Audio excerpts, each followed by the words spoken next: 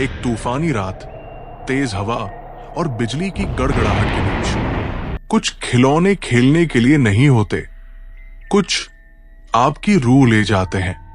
अगर तुम्हें कोई गुड़िया रास्ते में अकेली मिल जाए तो उसे छूना भी मत, क्योंकि वो सिर्फ दिखने में मासूम होती है। 1999 की बात है। हिमाचल प्रदेश के बर्फीले पहाड़ों में बसा एक छोटा शांत गांव धराली। यहां हर चीज सामान्य थी, जब तक कि एक दिन 8 साल की आर्या को एक पुरानी लकड़ी की गुड़िया नहीं मिली। उसके पिता ने वो गुड़िया बाजार से खरीदी थी। लाल फ्रॉक, सुनहरे बाल और शीशे जैसी चमकती आंखें। पहली नजर में वो गुड़िया बहुत सुंदर लग रही थी, लेकिन उस दिन से जैसे सब कुछ बदल गया। गुड़िया के आते ही घर में अजीब घटनाएं शुरू हो गई। बल्ब अपने आप फूटने लगे, दरवाजे बिना हवा के खुद ब खुद खुलते और कभी कभी दीवारों पर किसी छाया की हलचल दिखती। सबसे डरावनी बात यह थी कि आर्या अब अकेले में किसी से बातें करती थी। एक दिन उसकी मां ने पूछा, किससे बात कर रही हो बेटा? आर्या मुस्कुराई और बोली, डोली से। वो कहती है कि आप मुझसे प्यार नहीं करती। रातों को हालात और भी डरावने होने लगे। जब पूरा गांव सोता, तब आर्या का कमरा बिना बिजली के जगमगाने लगता।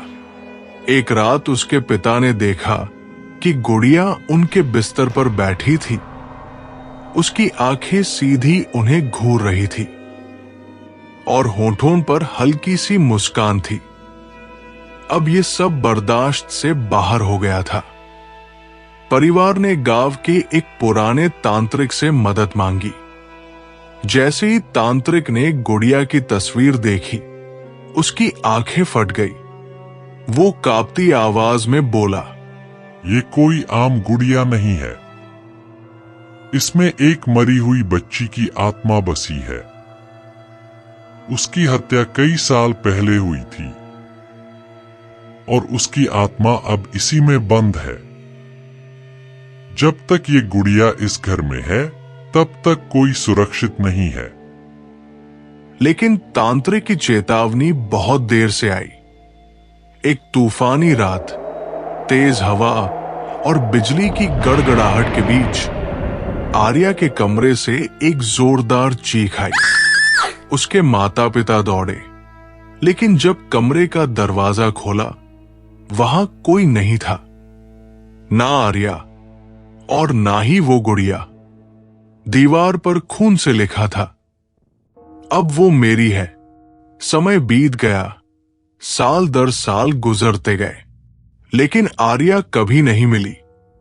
लोग कहते हैं कि आज भी धराली गांव में हर कुछ सालों में एक बच्ची गायब हो जाती है और उस घर के दरवाजे पर एक पुरानी लकड़ी की गुड़िया पाई जाती है, उसी लाल फ्रॉक में, उसी मुस्कान के साथ।